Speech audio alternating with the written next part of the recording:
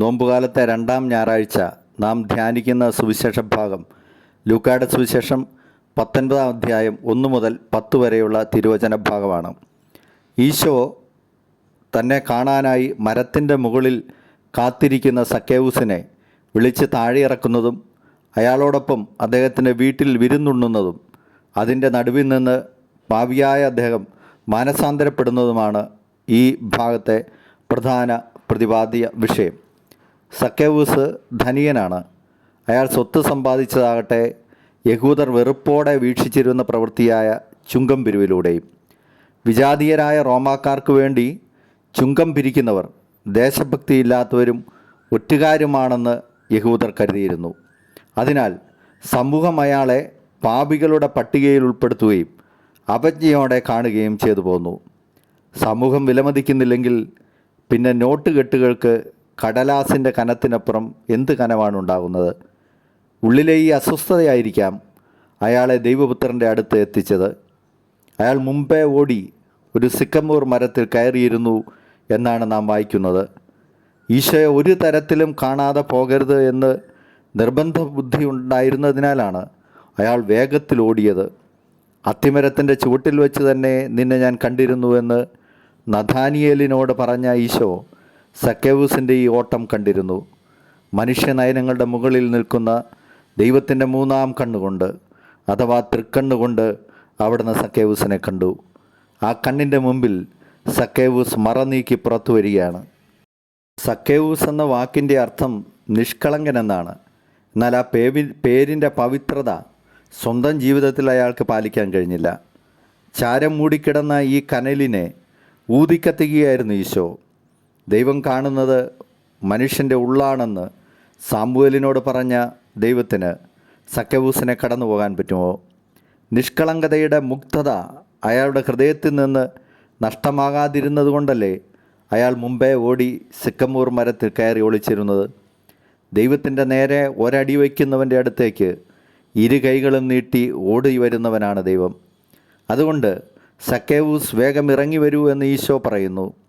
കതകിന് പിറകിൽ ഒളിച്ചിരിക്കുന്ന കുഞ്ഞിനെ പിറകിലൂടെ ചെന്ന് ചെവിയിൽ പിടിച്ച് പുറത്തിറക്കുന്ന അമ്മയെപ്പോലെയാണ് ഈശോ പ്രവർത്തിക്കുന്നത്. ഈശോയെ കാണാനേ സക്കേവൂസ് ആഗ്രഹിച്ചിരുന്നുള്ളൂ. ഈശോ പക്ഷേ ഇന്ന് നിൻ്റെ വീട്ടിൽ എനിക്ക് താമസിക്കേണ്ടിയിരിക്കുന്നു എന്നാണ് പറയുന്നത്. എന്തോ നിർബന്ധ ബുദ്ധി ഉള്ളതുപോലെ. ഈശോയെ പുറമേ കാണാൻ ആഗ്രഹിച്ചവൻ പിന്നീട് യഥാർത്ഥത്തിൽ ആരാണ് ക്രിസ്തു എന്ന് മനസ്സിലാക്കുന്നതാണ് നാം കാണുന്നത്. വയലിൽ ഒളിഞ്ഞിരിക്കുന്ന നിധി കണ്ടെത്തുന്നവൻ പിന്നെ സർവ്വതും വിറ്റ് അത് സ്വന്തമാക്കും എന്ന് പറഞ്ഞ ഈശോയുടെ വാക്കുകൾ സക്കേവൂസിൽ നിവൃത്തിയാവുകയാണ്. ഒന്നിനെക്കുറിച്ചും ഇനി സക്കേവൂസിന് ആകുലതയില്ല. രക്ഷകൻ്റെ അനിർവചനീയമായ സാന്നിധ്യാനുഭവത്തിൽ സർവ്വതും മറന്നുകളയുകയാണ് അയാൾ. തമ്പുരാനെ സ്വന്തമാക്കാൻ സർവ്വതും ത്യജിക്കാൻ അയാൾ തയ്യാറാകുന്നതോടെ ആ ഭവനം രക്ഷ പ്രാപിക്കുന്നു. സക്കേവൂസിൻ്റെ പൊക്കക്കുറവാണ് ഈശോയെ കാണാൻ അയാൾക്ക് തടസ്സമായി നിന്നത്. പൊക്കമില്ലായ്മ വലിയൊരു കുറവായി തോന്നിയ സക്കേവൂസിന് ഈശോയുടെ അടുത്തിരിക്കുമ്പോൾ ഇതൊരു പ്രശ്നമേ ആയി തോന്നുന്നില്ല. ഇവിടെ സക്കേവൂസ് ജനക്കൂട്ടത്തിനിടയിൽ എഴുന്നേറ്റാണ് നിൽക്കുന്നത്. സക്കേവൂസ് എഴുന്നേറ്റ് നിന്ന് കർത്താവേ, എൻ്റെ സ്വത്തിൽ പകുതി ഞാൻ ദരിദ്രർക്ക് കൊടുക്കുന്നു എന്ന് പറയുമ്പോൾ സക്കേവൂസിനോളം പൊക്കമുള്ളവരായി ആ സമൂഹത്തിൽ ആരുമില്ലാതെ പോകുന്നു ഈശോ ഒഴിച്ച്.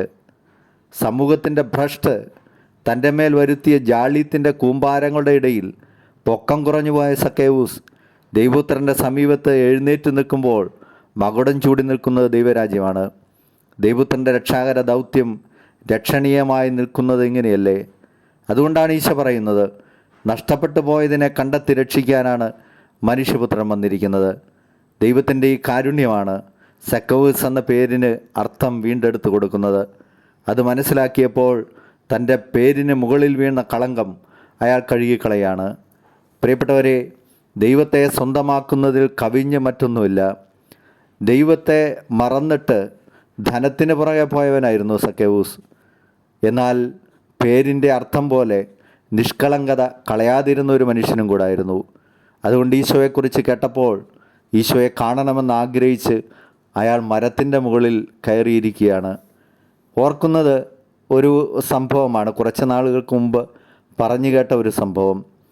ഒരാൾ ഗുരുവിൻ്റെ അടുത്ത് ചെന്നിട്ട് പറയുകയാണ്, എനിക്ക് നല്ല വിദ്യാഭ്യാസമുള്ള ഒരു പെൺകുട്ടിയെ ലഭിക്കാൻ പോവുകയാണ്, ഞാൻ വിവാഹിതനാകാൻ പോവുകയാണ്.